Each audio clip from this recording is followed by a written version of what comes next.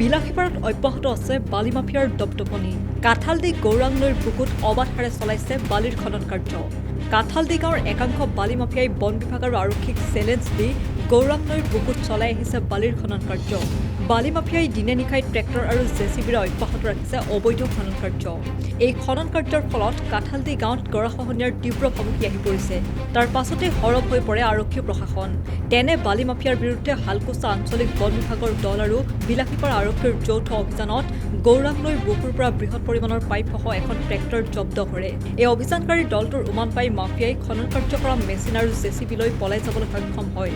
দীৰ্ঘদিনৰ পৰাই গৌৰাং নৈৰ বুকুত বন বিভাগ আৰু আৰক্ষীক মেনেজ কৰি খনন কাৰ্য চলাৰ গুৰুতৰ অভিযোগ উত্থাপন কৰিছে সচেতন মহলে।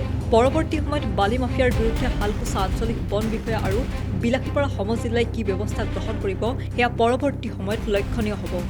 আজি তাৰমানে কাঠালদি এৰিয়াত মানে গৌৰাং নদীত মানে বুকুত অবৈধ খনন কাৰ্য বহুত দিনৰ চলি আছে। সেইটো লৈ মই আজি অভিযান চলালো।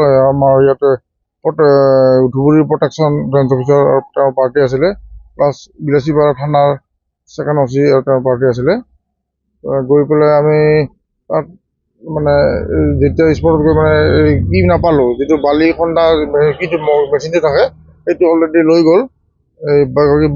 বহুত বৃহৎ সংখ্যক মানে পাইপ উদ্ধাৰ কৰিলোঁ আৰু সেইখিনি মই লৈ এতিয়া ৰখা খাটাৰ ভিতৰত মানে সুৰক্ষাৰ বাবে আনি ৰখা হৈছে। বৃহৎ সংখ্যক বহুত পাইপ অনা হৈছে।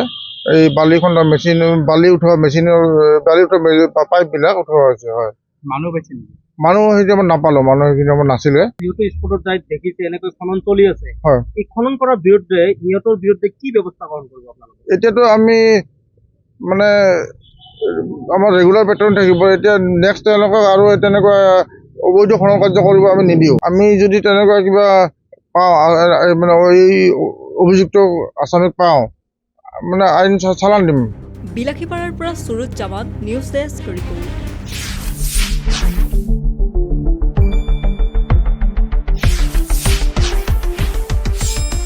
শুদ্ধ আৰু বিস্তৃত বাতৰিৰ বাবে চাই থাকক নিউজ ডেস্ক ৰিপৰ্ট।